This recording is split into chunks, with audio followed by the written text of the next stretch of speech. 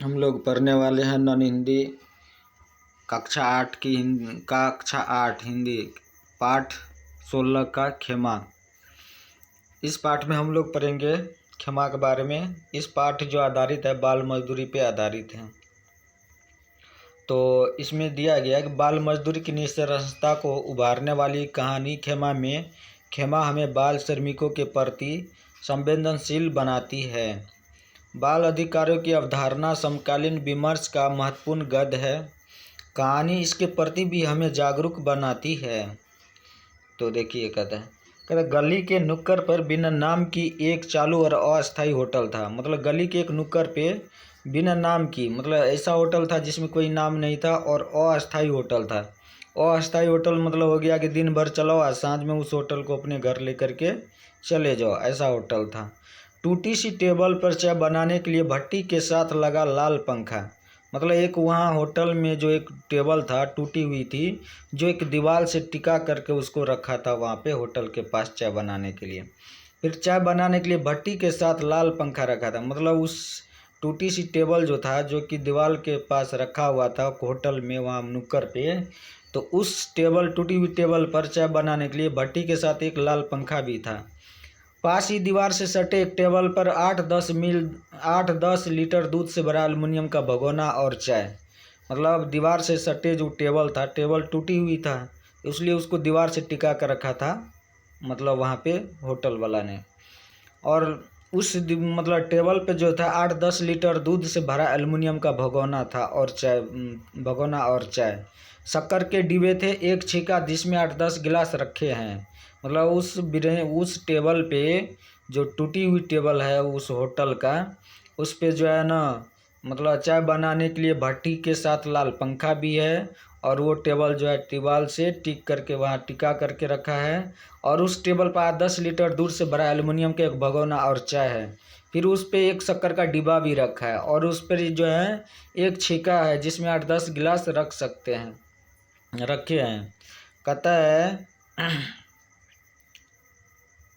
कहता इस मुक्ता काशी होटल का मालिक कसारा अपने काम को हल्के करने के लिए पास के किसी गांव से एक बालक को ले आया। देखिए अब इस मुक्ता काशी होटल, मतलब होटल का नाम होता है मुक्ता काशी और होटल का मालिक होता है कसारा। ये अपने काम को हल्का करने के लिए पास के किसी गांव से एक बालक को ले आया। कुछ तुतलाते थे, बोलते बोलते इस बालक का नाम था खेमा। मतलब गांव से जो लड़का को लाया था तो कुछ तुतलाता था जिसका नाम था खेमा। यह लगभग 8 या 9 वर्ष का दिखाई पड़ता था, उसका रंग गेहुआ था। मतलब लड़का जो लाया था उसका उम्र था 8 से 9 वर्ष, जो कि उसका रंग था हल्का गेहुआ रंग का था। कद लगभग 3.5 फुट, खाकी निक्कर के साथ पैबंद लगी कमीज पहने था। मतलब कद जो था ना लड़का का 3.5 फुट था, और खाकी निक्कर के साथ पैबंद लगी कमीज पहने हुए था वो लड़का। कहता दूध के दांत अभी पूरे गिरे नहीं और चढ़ने लगा खेमा रोजगार की पहली पैदान पर। मतलब लड़का जो लाया था जिसका नाम खेमा था, उसका दूध का दांत भी पूरा झाड़ा नहीं था, लेकिन वो रोजगार की पहली पैदान पर चढ़ने लग गया। कहता है फिर सुबह की ग्राहके के समय कसारा चाय बनाता और खेमा गिलासों को ग्राहकों को दे आता। तब वो सुबह सुबह क्या करता था, कसारा का जो काम था अपना होटल का, चाय का दुकान करता था, चाय का होटल था। कहता है सुबह सुबह ग्राहकों के समय कसारा चाय बनाता और वो लड़का जो अपने होटल पे लाया था खेमा उसको ग्राहकों को दे आता था। फिर अपनी नन्ही उंगलियों के बीच 4-5 गिलासों को उठाकर टंकी पर धोने ले जाता है। जैसे मतलब ग्राहक सब जब चाय पी के नीचे रख देता था गिलास, उसको खेमा उठा करके लाता, उसमें 4-5 गिलास को एक के बार में एक उंगली करके उसको बढ़िया से साफ करके टंकी के में साफ करके उसको धो लेता था। उठाकर टंकी धो लेता। खेमा गिलासों में पानी डालकर उलट देता और गिलासों को टेबल पर रखे छीके में पंजों के बल खड़ा होकर जमा देता। मतलब कहता है कि जब खेमा क्या करता, उस टेबल पर जो छीक रखा था चाय रखने वाला, वो मतलब ग्राहक सब से जो चाय पीता था उसको गिलास को धो करके, और टेबल पर जो छीक रखा था उसको उसमें रख देता था धो करके। यह कर्म उनकी नियति बन गया। कहता है कि यह कर्म उनकी नियति बन गया, मतलब इस दिन का एक तरह से उसका आदत बन गया कि ये काम, मतलब जैसे सुबह उठना है, चाय बनाना है, चाय जो बनाया गया कसारा उसको पहुंचाना है, इससे मतलब उस तरह से एक तरह से उसके लिए रूटीन बन गया। एरे खेमा ये डायरी ले जा और लिखवा ला 3 साइकिल वाले के, 2 मास्टर साहब के, 5 सेठ जी के। कसारा ने खेमा को आदेशवातक स्वर में कहा। अब देखिए सुबह क्या होता है कि कहता है, अरे खेमा डायरी ले जा और लिखवा ला 3 साइकिल वाले के, 2 मास्टर साहब के, 5 सेठ जी के। कसारा ने खेमा को आदेशवातक स्वर में कहा। कसारा ने खेमा को कहा। कहता है, हाँ काका अभी लेकर जाता हूँ। तब खेमा कहता है, हाँ काका अभी लेकर जाता हूँ। चाय के साथ खेमा डायरी लेके चल पड़ा। अब देखिए चाय पहुंचाने के लिए जाता है, कसारा उसको डायरी भी दे देता है जिसमें उधारी लगा रहता है मास्टर साहब के पास और सेठ जी के पास, ये सब के पास उधारी लगा रहता है। चाहे उसमें बोलता है कि ये डायरी लेकर के जाओ। कहता हाँ काका, इस तरह से वो चलता है। कहता 8-10 मिनट बाद घूमता घामता डायरी लेकर आया। अब वो खेमा क्या होता है कि 8-10 मिनट के बाद उधर से डायरी लेके घूमता घूमता लेकर के आया। वह संभवतः समझने लगा था कि दुकान पर जाते ही फिर पिलना है। वो उसको पता लग गया था कि आज लेट हो गया, अब जाएंगे तो ज़रूर हमारा मालिक जो है हमको डांट लगाएगा। फिर इतनी देर कहाँ रहे खेमा? कसारा ने खेमा के झिरकते हुए पूछा। मतलब जैसे 8-10 मिनट लेट हुआ उधर खेमा कि उसको भी पता चल गया कि अब जो है ना 8-10 मिनट लेट हो गया, लगता ज़रूर आज हम पीले जाएंगे। तो उसमें कहता है कि तब आते ही जैसे ही देखा कसारा खेमा को तो पूछ दिया, इतनी देर कहाँ रहा रे खेमा? कसारा ने खेमा को झिरकते हुए पूछा। कहता वो साहब माँ साहब दुकान पर नहीं थे। खेमा सफ़ेद झूठ बोल गया। जैसे ही ने का मतलब जो है कसारा ने पूछा, खेमा क्या किया? झूठ बोल गया सफ़ेद। कुछ समय बाद खेमा उठा और गिलास धोने लगा। फिर कुछ समय बाद उठा और गिलास धोने लग गया। जब होटल पर चाय पीने वाले के इक्के दुक्के लोग रह गए तब खेमा ने अपने सेठ कसारा से कहा। मतलब जब होटल पे से थोड़ा भीड़ कम हो गया तब खेमा जो अपने मतलब जो है सेठ कसारा से कुछ मांग करता है। कहता है, मेरे पैर जलते हैं, चप्पल ला दो काका। तब देखिए क्या कहता है मतलब खेमा कहता है कसारा से कि मेरा पैर जलते हैं, चप्पल ला दो काका।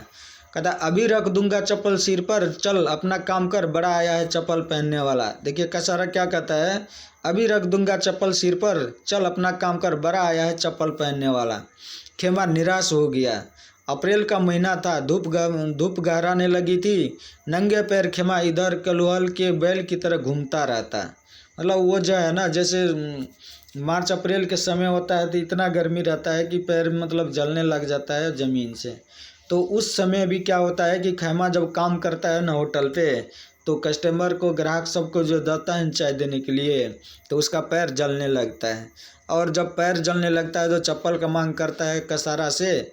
तो कसारा कहता है चलो अपना काम करो, नहीं तो ये चप्पल तुम्हारे सिर पर दे देंगे।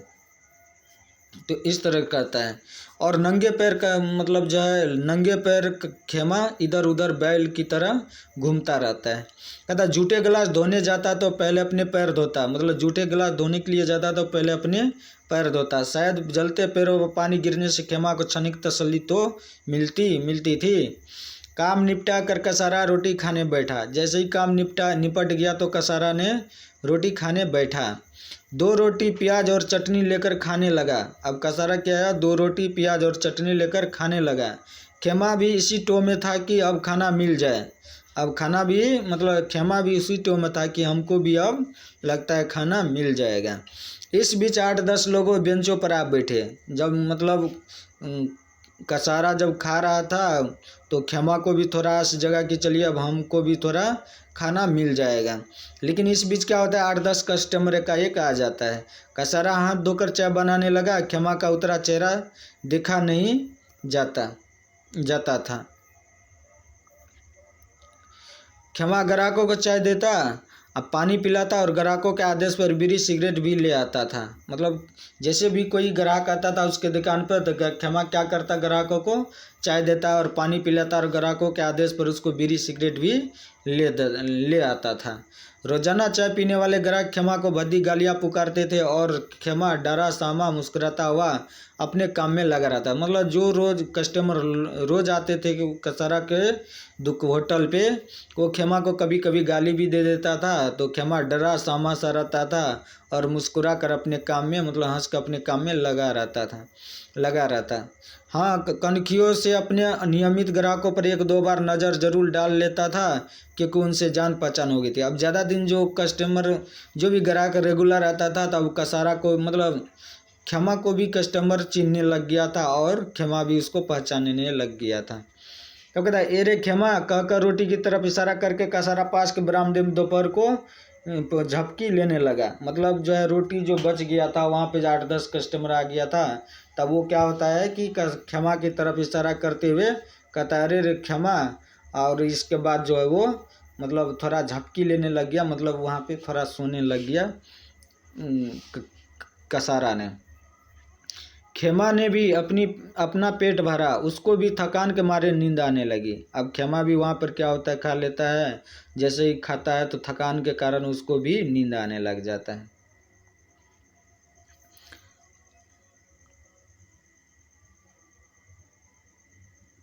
कहता है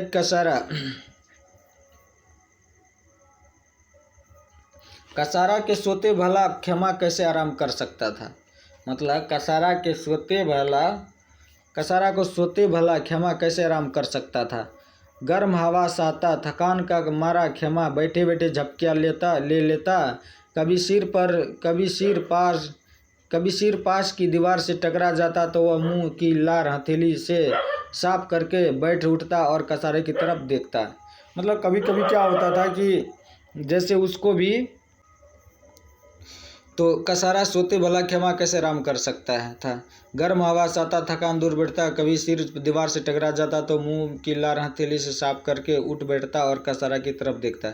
मतलब कभी कभी जो वो जैसे जब वो भी थकान के कारण थोड़ा झपकी ले रहा था खेमा भी, कभी कभी उसको क्या होता था कि झपकी लेते वक्त यदि सिर दीवार से टकरा जाता था ना, तो उसके जो है हथेली पे लार टपकने लगती। फिर उसको पोंछ करके और कसारा की ओर देखने लगता था कि कहीं कसेरा जग तो नहीं गया है। होटल के पास क्लिनिक होने से सुबह शाम ज़्यादा चाय बिकती थी। अब ये भी कभी कभी पूछेगा कि होटल किसके पास था, तो होटल के पास क्लिनिक होने से सुबह शाम ज़्यादा चाय बिकती थी। हर तरह के बीमार क्लिनिक में उपचार कराने आते, दवाई लेते, चाय पीते, न जाने कितनों की बीमारी के जीवाणु खेमा के शरीर को बिधेंगे। खेमा इन सब से बेखबर अपने काम में लगा रहता। खेमा को आए लगभग 2 महीने हो चुके थे। खेमा की सारी दुनिया कसारा के होटल में सिमट आई थी। मतलब खेमा के सारी जिंदगी कसारा के होटल में समट आई थी। ए रे खेमा, कसारे ने पंख घुमाते हुए जोर से आवाज़ लगाई। मतलब कहता है कि ए रे खेमा, कसारा ने पंखा घुमाते हुए जोर से आवाज़ लगाई। आ रहा हूँ। पास के जनरल स्टोर पर बैठा खेमा दौड़ कर आया। मतलब जैसे ही वहाँ पे बगल में था खेमा पास के, तो वहाँ पर से जैसे ही कसारा का आवाज़ सुनता है तो वहाँ से वो दौड़ करके आ जाता है। कहाँ मर गया था, ये बर्तन तेरा बाप धोएगा। कसारा ने आंखें निकाली। कसारा के बातें सुनता खेमा बर्तन साफ करने जा बैठा। अब वो जैसे देखा कि बस कसारा उसको डांटने लग गया, कहा बर्तन ये तेरा बाप धोएगा। कसारे ने आंखें निकाली, तुरंत उसको आंख देख करके खेमा बर्तन धोने लग जाता है।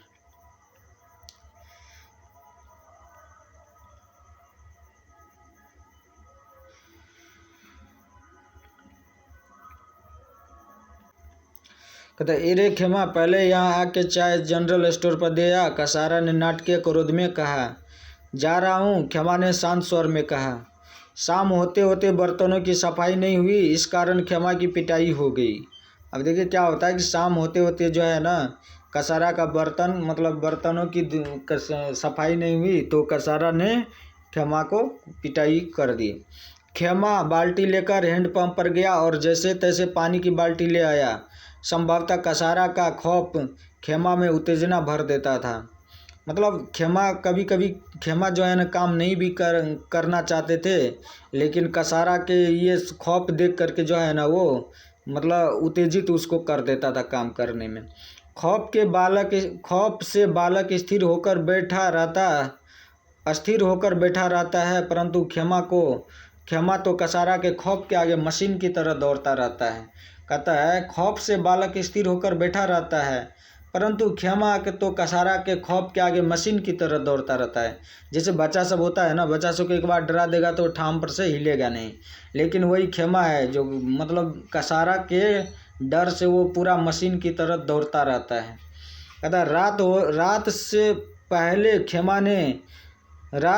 से पहले क्षमा ने सभी बर्तनों की सफाई कर दी। मतलब रात होने से पहले वो सभी बर्तनों की सफाई कर दी।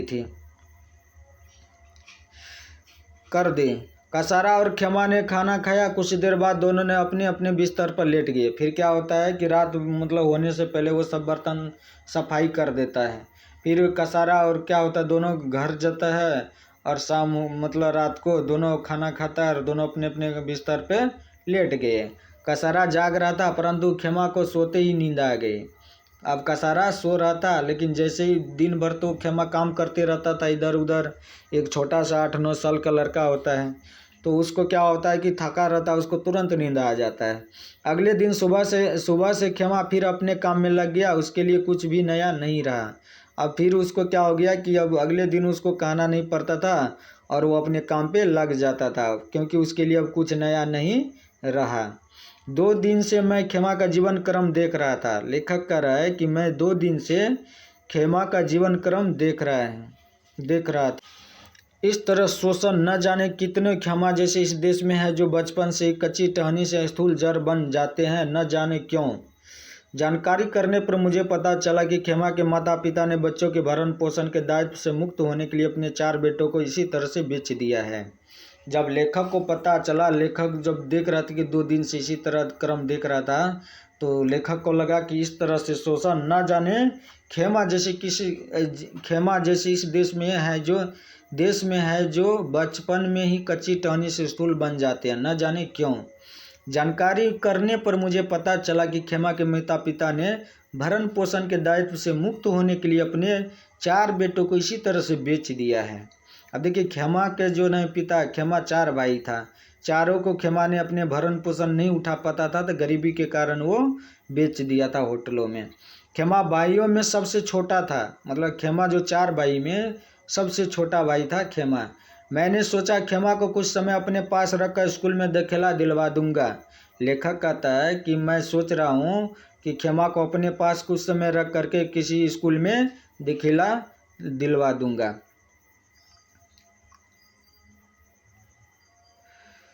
फिर कहता देखिए, कसारा चाय पत्ती शक्कर लेने बाजार गया। मुझसे रहा नहीं गया और मैंने क्षमा को आवाज़ लगाई।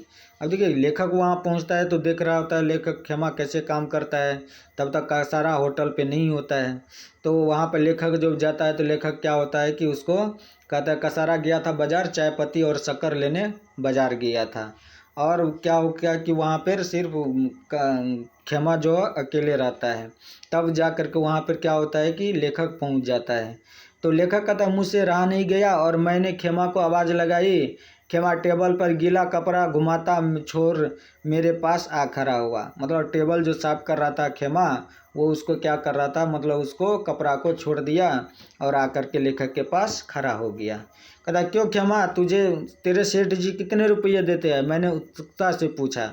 तब लेखक कहता है कि क्यों क्षमा, तेरे सेठ कितने रुपये देते हैं, मैंने उत्सुकता से पूछा। लेखक कहता है नहीं, मैं नहीं जानता बापू, जानते हैं, क्षमा ने हथेलियों घुमाते हुए स्पष्ट स्वर में कहा। तो क्षमा उत्तर देता है, कहता मैं ये नहीं जानता हूँ कितना रुपया देता नहीं देता, ये मेरा बापू जानता है। तुम स्कूल नहीं जाते हो क्षमा, मेरे प्रश्न में क्षमा को चौंका दिया। लेखक का पूछता है कि तुम स्कूल नहीं जाते हो क्षमा, तो ये प्रश्न ने क्षमा को चौंका दिया।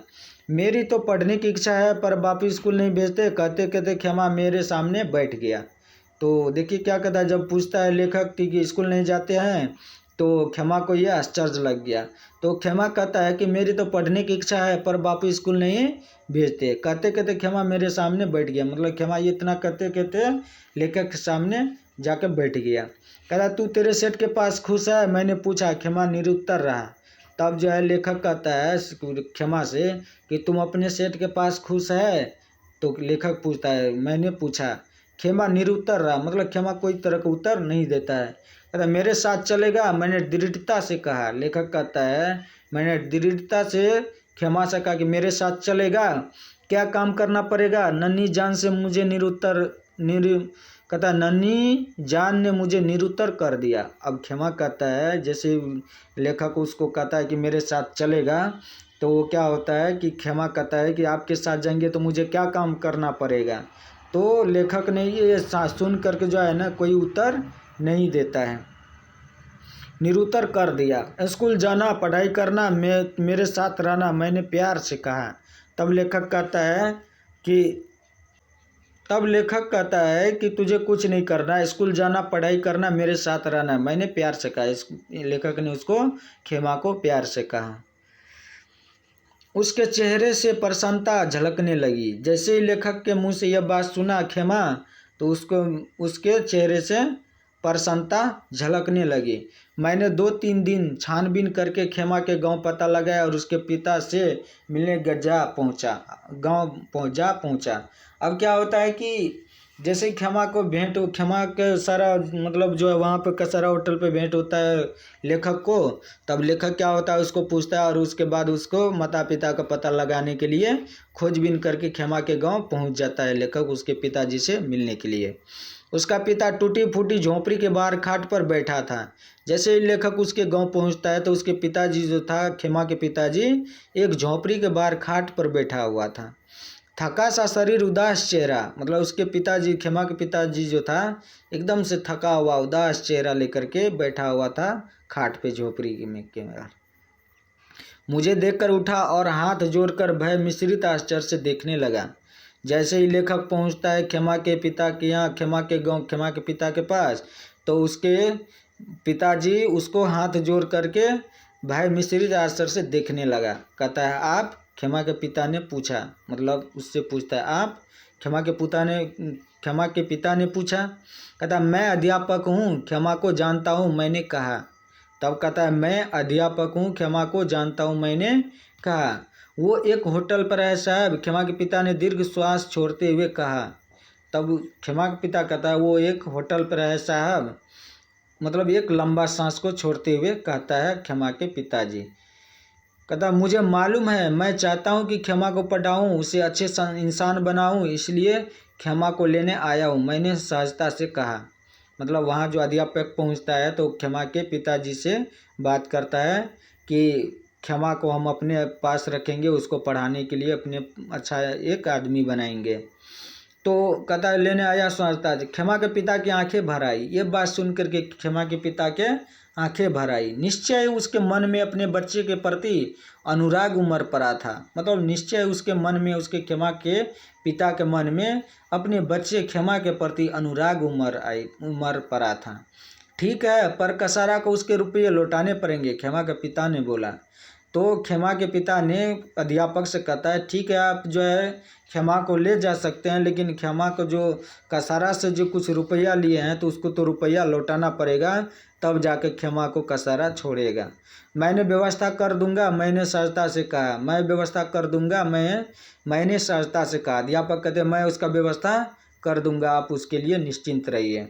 उसके चेहरे पर संतोष की लकीरें उभर आई। अब इतना बात जो सुनता है खेमा के पिताजी, तो उसके चेहरे पर जो है ना संतोष की लकीरें उभर आती है। वह मेरे साथ चल पड़ा। अब उसके पास क्या होता है कि उसके पिताजी उसके साथ चल पड़ा।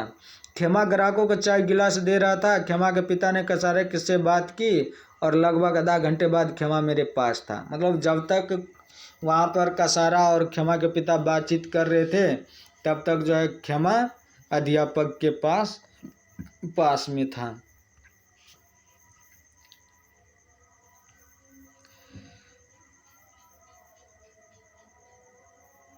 कहते खेमा मेरे साथ चलने लगा। उसकी चाल बदल गई जैसे पिंजरे से पंछी मुक्त हुआ हो। मतलब जैसे क्या होता है कि खेमा चलने लग जाता है अध्यापक के पास साथ, और जैसे लगता है कि मान के चलिए कि कोई पिंजरे में कोई पंछी को रख देता है ना, जैसे उसको छोड़ दीजिएगा तो कितना खुशी खुशी वो मुक्त हो जाता, उड़ने लग जाता। उसी तरह खेमा भी जब अध्यापक के साथ चलने लग जाता है तो लगता है जैसे कोई पंछी पिंजरे से मुक्त हुआ हो। घर आकर मैंने स्नान किया और फिर खेमा को स्नान करने के लिए कहा। दोनों ने खाना खाया। जैसे अध्यापक खेमा को लेकर के आया तो दोनों ने स्नान किया और खेमा को अपनों भी खाया और खेमा को भी खाया। दोनों ने साथ में खाया, दोनों खाना खाया। खाना खाते समय मैं सोच रहा था कि यदि खेमा पढ़ लिख कर कुछ बन जाएगा तो मुझे हार्दिक प्रसन्नता होगी, परंतु खेमा जैसे अनेक बालक हैं उनका क्या होगा। खैर, फिर कहता है अध्यापक कि चलिए यदि मान के चलिए खेमा पढ़ लिख करके कुछ बन जाएगा तो मुझे हार्दिक प्रसन्नता होगी, परंतु खेमा जैसे अनेक बालक हैं जो उनका क्या होगा। खैर छोड़िए, अभी तो खेमा हमको दिखाई दिया तो हम खेमा के बारे में सोचते हैं, ऐसा अध्यापक कहते हैं। कहता है रात को मैंने सोने लगा तो खेमा मेरे पास आया और मेरे पैर दबाने लगे। कहता है देखिए, जब रात को सोया था ना वहाँ पे, तो खेमा ने क्या किया कि घसक के गया अध्यापक के पास और उसका पैर दबाने लग गया। कहता मैं उठ बैठा और पूछा कि मेरे पैर क्यों दबा रहा है, तो पता चला कि खेमा रोज रात को 2 घंटे कसारा के पाँव दबाता था। तब वो देखो क्या होता है कि जब वो सोने वक्त जब जाता है अध्यापक जो सोता है, तक खेमा को तो सब दिन का आदत बन गया था, क्योंकि सोने से 2 घंटे पे सोने के रोज 2 घंटे रात को जो था ना खेमा पैर दबाता था कसारा को, तो उसको आदत बन गया था।